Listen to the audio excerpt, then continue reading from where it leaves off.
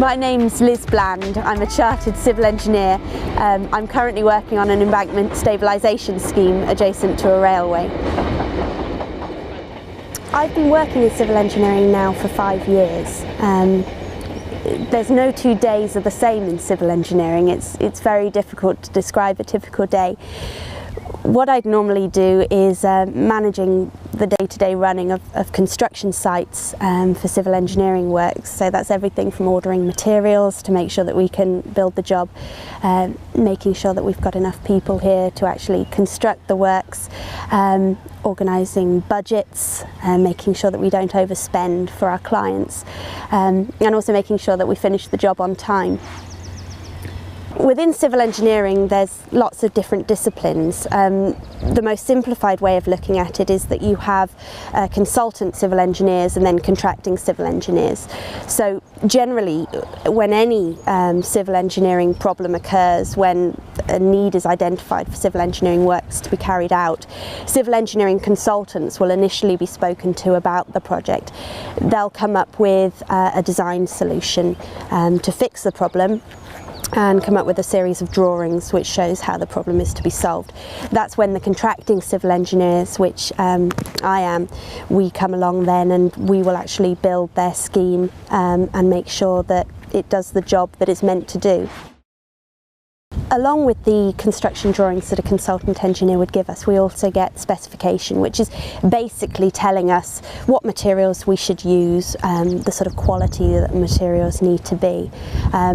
Contracting engineers, such as myself, will then go out, will mark on the ground physically where everything's got to go, what height it's got to be at, so that then we can build it to make sure that it's exactly as it shows on the drawing.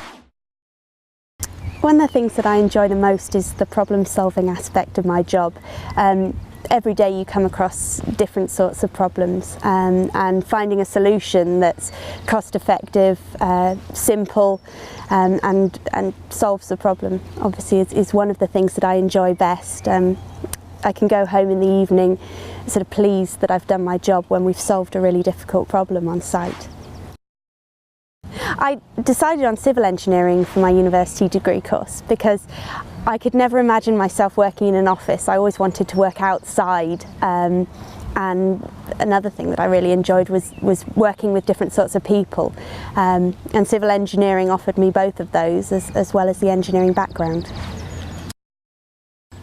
I think in order to go into civil engineering you have to have a real passion for making differences and for constructing things, solving the problems. Like I say, it is long hours, particularly in contracting. The weather isn't always like it is today. You're out in the snow and in the cold, so there has to be the real determination to want to be in the job to do it. But it's certainly very rewarding. It's one of the few jobs, I think, where at the end of the day you can stand back and really have something to show for your hard work and be able to say, I built that.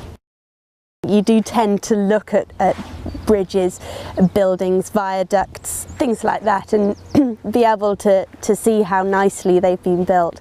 One of the nice things about our job is that we can use civil engineering to really create very, very beautiful things. And I think you start noticing them more once you get into the world of civil engineering.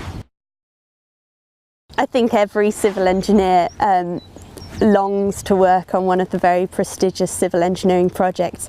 I think you look at some of the bridges, the Millau Bridge in France, some of the Millennium Bridge in London, and I would absolutely love to be involved in a project like that.